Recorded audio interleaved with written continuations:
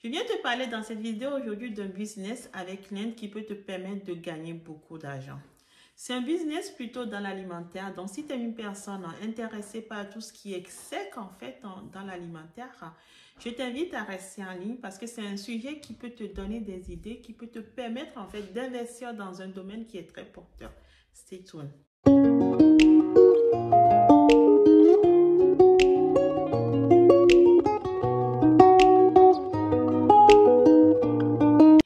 Hello, coucou les amis, j'espère que vous allez bien. Moi, je suis en pleine forme. Si tu me découvres dans cette vidéo, mon nom est Boustécy, je suis entrepreneuse. Je suis aussi dans les achats en milieu industriel et je suis investisseur en immobilier. Je viens sur cette chaîne te parler de business. Je te parle beaucoup de business avec l'Inde. Mais je viens aussi en fait te parler des cheveux parce que moi-même, je suis dans le business des cheveux avec l'Inde. Donc, je te vends sur mon site internet www.cnoe.com des cheveux indiens de vrais horaires pour te sublimer.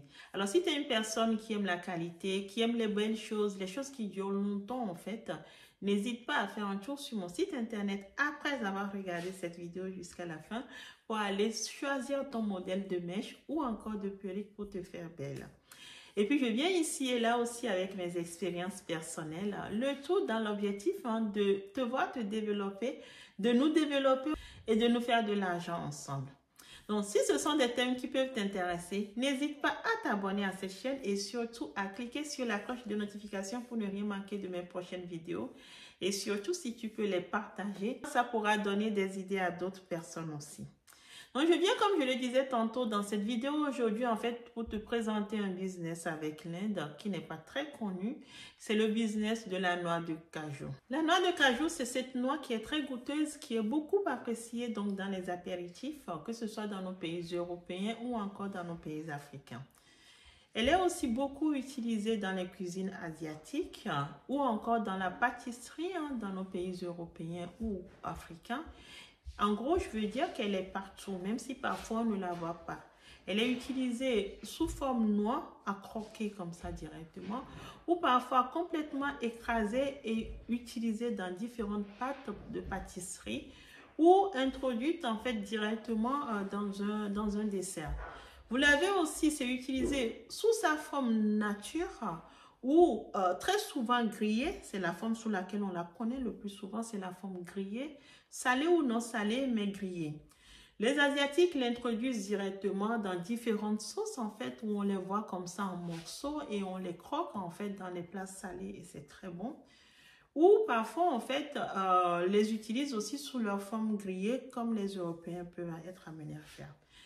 C'est vendu ou dans les supermarchés, ou directement sur le marché, en petits sachets comme ça sous vide, ou parfois en petit sachet hermétique qui n'est pas sous vide, ou même parfois en bouteille, ou sous sa forme nature, on vous le vend en fait dans certains pays africains en fait avec des bols au kilo que vous pouvez acheter et après aller transformer ça comme vous le souhaitez. Je veux dire par là qu'on peut en faire énormément de choses avec de la noix de cajou. Et figurez-vous que l'Inde est l'un des plus gros producteurs de cette noix au monde. La chance que nous avons, c'est qu'en fait, elle produit beaucoup de cette noix, mais elle envoie essentiellement à l'export. Pourquoi? Parce que c'est une noix qui est relativement onéreuse en fait.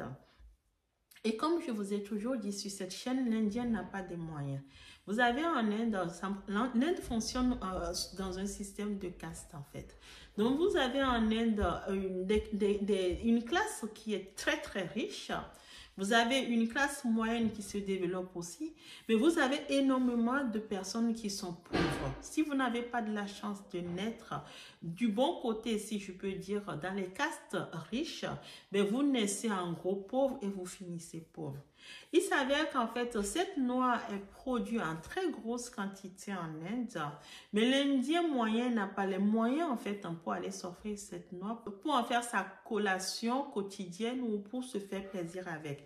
Il préfère se concentrer sur d'autres types de noix qui sont relativement moins chères, qui peuvent s'acheter facilement.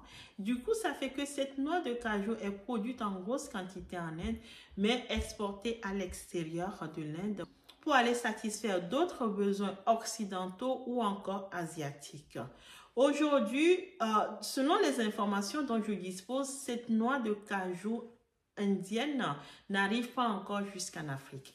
En Afrique, vous trouvez des noix de cajou venant du Burkina Faso ou encore du Bénin ou un peu de la Côte d'Ivoire aussi, mais je veux dire par là, c'est très peu produit sur le continent africain et les pays majeurs aujourd'hui, ce sont ceux que je viens de citer. Ce qui fait que la noix de cajou reste en fait une denrée rare en Afrique et coûte relativement cher. On vous vend une petite bouteille de litre comme ça facilement à 5, 10, voire 15 000 francs CFA en fonction du pays où vous êtes. En Europe, n'en parlons même pas. Vous achetez un petit sachet de 100 ou 200 grammes de noix de cajou. Quand vous êtes en France, ça tourne entre 4 et 5 euros le sachet. Donc, je vous laisse faire le calcul pour imaginer le prix au kilo.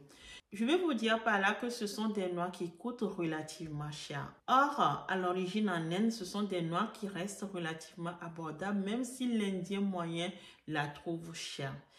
Donc, ce que je vous invite à faire, si vous êtes une personne passionnée par l'alimentaire, vous aimeriez vous lancer dans un business qui n'est pas prise de tête puisque ce n'est pas vous qui produisez ou qui produirez ces noix, en fait, ce sont les agriculteurs indiens qui produisent ces noix et que vous voyez en fait aller développer donc un business avec ces agriculteurs à qui vous allez demander de vous les torréfier ou de tout simplement vous les griller salés ou non salés, je vous invite, quel que soit l'endroit où vous vous trouvez dans le monde, à explorer votre marché. Vous allez en fait vous rendre dans les rayons de vos supermarchés, identifier les différentes marques de noix qui sont disponibles, essayez de comprendre en fait la filière d'importation de ces noix dans votre pays, c'est-à-dire identifier de quel pays viennent les noix déjà disponibles sur votre marché local. Interrogez les acteurs pour savoir d'où proviennent les noix qu'ils vendent déjà.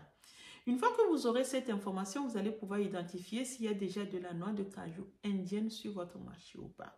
En fonction de la réponse que vous aurez, vous allez alors explorer le marché de noix de cajou en Inde. C'est-à-dire que vous allez devoir sourcer pour essayer d'identifier les acteurs majeurs qui vendent de la noix de cajou en Inde. Essayez d'identifier quel type de business vous allez pouvoir mettre en place avec eux.